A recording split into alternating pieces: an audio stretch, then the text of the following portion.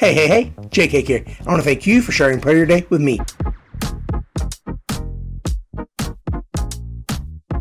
Tonight we're heading up to the city of brotherly love to talk about the Philadelphia Phillies, the 2024 NL East champions. They were able to come out on top of the division with a 95-67 record, not having to worry about any wild card, as they were able to watch and see the Mets come out on top, and they were ready for them, ready to pack their bags and go home. After 4 games in the playoffs, they lost 3-1 to those pesky Mets. The pesky Phillies lost to the pesky Mets. It was an overall subpar year, overall for the team. There were several guys who underperformed, several guys that did do well, but definitely not what you would expect from a team full of real stars. Now, when we get to the team leaders, these were all over the place. Nick Castellanos led the team in at-bats and triples, while Alec Bohm led the team in doubles, Bryson Stott led the team in stolen bases, and Trey Turner led the team in average. Kyle Schwarber led the team in everything else, including total bases, home runs, RBIs, hits, and strikeouts, as usual. However, as usual, as we have come to find Kyle Schwarber striking out, he did hit some career lows and our career highs in certain categories since 2019 when he was with the Cubs. Some of the career highs for Schwarber include runs, hits, RBIs, and on-base percentage, while some of the highs since 2019 include doubles, batting average, slugging, and on-base plus slugging, and he struck out the least with 197 since he did in 2019 as well. So he definitely turned his year around, as he is used to striking out a lot, hitting the Mendoza line. But I tell you one thing, he is a consistent contributor. Again, it may not be consistent with a batting average, but he is drawing walks. He had over 100 this past year. Yes, he did have almost 200 strikeouts, but he didn't hit 200. He only hit 197. He had another 30-plus home runs. He had another 100-plus RBIs. So Schwarbs is going to continue to produce, and when he's with some other dangerous guys in this lineup, Turner, Harper, Bohm, they're going to succeed. Speaking of Trey Turner, he had a down 2023, but did improve percentage-wise with 2024, but just not numbers. He improved his batting average and his on-base plus slugging by 30 points each. He improved his on-base percentage by 20 and his slugging by 10. However, he did drop in stolen bases. He only picked up 19. And another disappointing fact about Turner, he committed 17 errors in the field last year. He's going to have to step up. He's a great player. He's not going to lose his position, but 17 errors, they might move him from shortstop to second, or I don't know, something else crazy like that, move him to the outfield.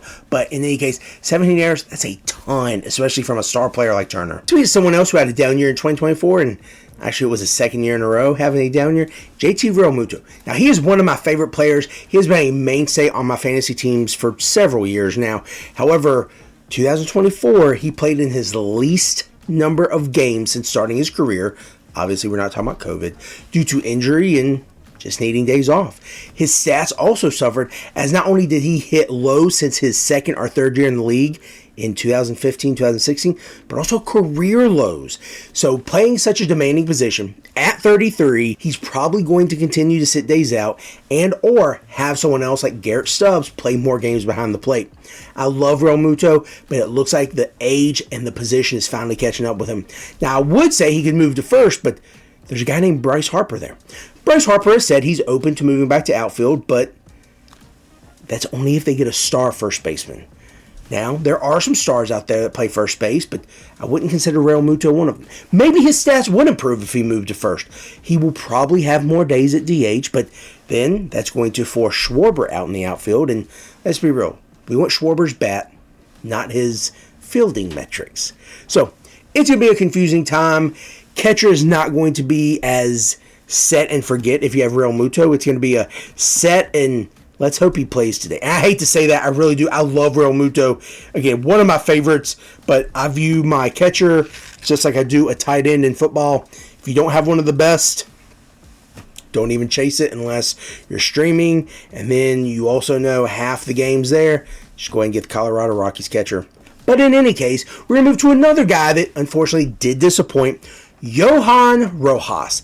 Now this guy, my gosh, burst onto the scene in 2023, was playing 49 games, hitting over 300, 23 RBIs, 14 stolen bases, I believe. So I'm thinking this guy is a monster waiting to burst. He is like a volcano. He is going to explode, and we are going to witness history because he's going to steal a ton of bases. Okay, maybe not a ton of bases. However, 14 on top of 14 on top of 14, you're hitting 42 bases. Now keep in mind, these numbers are estimated without thinking about the bigger bases, without new rules in place for the base pass. So I mean, you could estimate, guesstimate, hope for 50, 60 stolen bases. Well, he did steal 25, so that was good. But as he did play in several more games, in fact, he actually doubled the number of games he played, and he only had 9 more RBIs. It's not great. But he did still almost double the bases, so that's good. But he dropped his batting average by 70 points. Ooh. Stealing bases, that's great. You got to get on base to steal them. And here's the thing. If you are wanting to start him in fantasy, because you're thinking, hey, 25 stolen bases, that could help me. You got to start him. You got to know when to start him. Because if he's a pinch runner, he'll get stolen bases. He doesn't hurt you, because he doesn't hurt you with batting average. But you got to start a guy who's not actually starting. It's not usually how fantasy baseball works. Now as we move to pitching, there are only a few names you need to know. And these guys have been absolute monsters for several years for the Mets and the Phillies. So game started, Aaron Nola, the very reliable Aaron Nola, may I add. Losses, Christopher Sanchez. Now we're going to get to those numbers, those underlying numbers in just a second. So go ahead, take this like, oh, I knew Christopher Sanchez wasn't that good. You just wait. Everything else, except for holds and saves, of course, went to Zach Wheeler. The holds went to Jeff Hoffman, and the saves went to Jose Alvarado. But we're going to just talk about some fun facts about this pitching staff. I really like this pitching staff overall. They're very strong, they're very veteran, and they are not going to make it easy for you to win, which pitchers shouldn't. But here's the thing. Zach Wheeler started 32 games last year. He had 26 quality starts. That's a very good number. And speaking of quality starts, the 4 pitchers who started the most games for the Phillies did equal out to have 74 total quality starts and started 123 games. So more than 60% of the time you were in the game, and then remember, a quality start is 6 or more innings with 3 or less earned runs given up. And that means if you have a pitcher 60% of the time for the Phillies, you're within 3 runs of any team. That's pretty good. Those are really good stats, actually. More great stats, actually, for these Phillies. There were no pitchers that had double-digit losses. When we talk about Mr. Christopher Sanchez, he only had 9. Despite 9 losses, Christopher Sanchez still won double-digit games, 11 to be exact. The 4 top starting pitchers for the Phillies all won at least 11 games, the most being 16 by Zach Wheeler. So again, this Phillies rotation is nasty. Speaking of nasty pitchers and ones who have done it for a while for the Phillies, Aaron Nola was 2/3 of an inning short of throwing 200 for the 4th time in his career and was 3 strikeouts short of having the 4th consecutive 200 strikeout season. So again, he is Mr. Reliable. Someone else who's become very reliable is Ranger Suarez. He just keeps getting better. Okay, 2023 wasn't sexy, but in his 3 years as a starting pitcher, he has improved. His walks keep going down. His strikeouts have improved and then stayed consistent. His wins have gone up. Again, 2023 is kind of an outlier, but he has been able to have a strong presence in this rotation with strong guys around him, with the defense behind him. Ranger Suarez has definitely been a pleasant surprise moving from the bullpen, long relief guy, to a starting pitcher. Speaking of pleasant surprises, Spencer Turnbull for the 2024 Phillies was a great and very welcome pleasant surprise for them, as they did have injuries to start the season. Tom Walker got a late start to spring training and obviously started the season late. So in the first 6 games Turnbull started, he wowed. He really did wow. 1.67 ERA, 32 innings pitched, 36 strikeouts, and 2 wins, no losses. Unfortunately, he was phased out of the lineup, hit the IL for 10 days, and then for 60 days, ending the year on a rehab assignment. That's very unfortunate. He's no longer with the team, but that was definitely something that the Phillies fans welcomed. They were happy about because there was some concern. Who was going to be their 4th and or 5th starter? Well, Spencer Turnbull, you did your job, sir. Now, we touched on this next guy because of Spencer Turnbull, but now we're going to talk about Taijuan Walker. He has been around to a few different teams, and he's had decent success in his career. However, 2024 was not one of those times.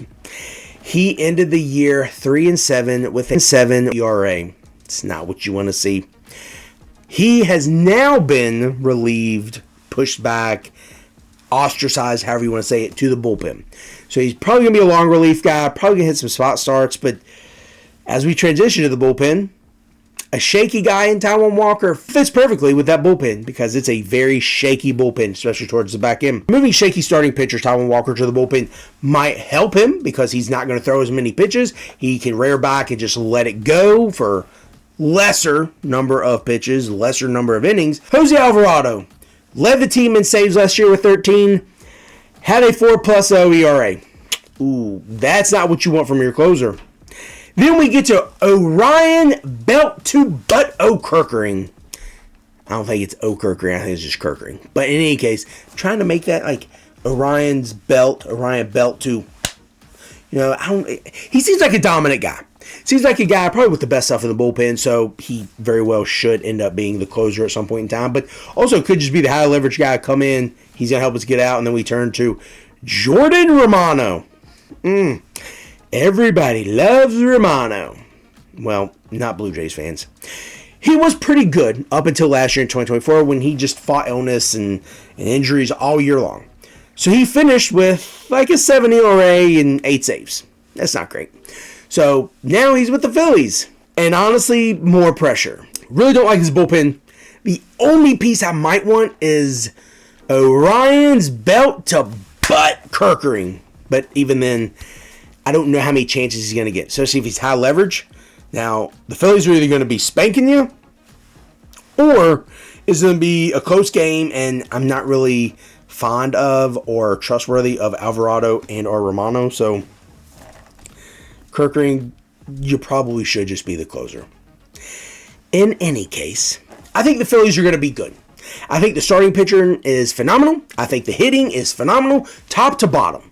Because really, I think the weakest point as we get to the additions and departures is going to be Max Kepler. Now, he had a great season a few years ago with the Minnesota Twins. Has not been able to find that magic again. But with him hitting near Bryson Stott, hitting near JT Realmuto, Stott's going to put himself in scoring position with stolen bases. So even sacrifice flies by those two, he's going to get around to score. The frustrating part is going to be the back end of that rotation. The back end of this bullpen. Jesus Luzardo, a guy who was once seen as a big-time starter, has kind of become disappointing. Not as disappointing as Taijuan Walker, but the thing is, Jesus Luzardo could have a bounce-back year, could have another good year. And again, with a strong starting lineup when it comes to batting, Jesus Luzardo might not need to have a perfect 0 ERA. He could have a 3+ or 4+, because the Phillies can and should put up runs. Now, some of the guys in the bullpen, of course, we talked about Mr. Jordan Romano. We also need to hit on Joe Ross. He was a starting pitcher, so he can go a little bit longer if he is a middle relief guy, but I like Joe Ross's stuff. It's not sexy. He's Tyson Ross's little brother, so he's got a little something, but those are the main pieces they brought in, other than Max Kepler we talked about. Now their departures. They're going to be a little more interesting because they lost Jeff Hoffman. Jeff Hoffman was a big piece of this bullpen as he did lead the team in holds. And now funny enough, he's with the Blue Jays, so it's like they traded relievers. I think Jeff Hoffman is going to be a whole heck of a lot better than Jordan Romano. However, the Phillies also lost last year in trades Anthony Dominguez and Gregory Soto, both to the Orioles. So they lost 2 other big pieces of their bullpen. They also lost outfielder Austin Hayes. Don't know how much of a loss that is. But then former top prospect, surprise guy who really just came on the scene very strong. I remember collecting Scott Kingery rookie cards and thinking he was the next big thing. And, oh yeah, I'm going to have this. I'm going to make some money. I made a little bit of money. But obviously not what I wanted to, because he kind of had a bust his sophomore year. Let's go do it for the NL East. Next, we're moving to the NL Central. We're going to be talking about the Pittsburgh Pirates in tomorrow's episode. I personally like the Pirates. Also have some fondness for just Pirates in general. I also love Jameson Taillon, one of my favorite players. I have some memorabilia of his if you haven't been able to look in the back already. So, going to be looking forward to talking about them. I know he doesn't play for them anymore, but you know what I'm saying. He's still in the same division with the Cubs. So, tomorrow, we're moving to the NL Central, taking a trip over to Pittsburgh, not too far from the Phillies in Philadelphia. This is J Cake, and I want to thank you for sharing part of your day with me.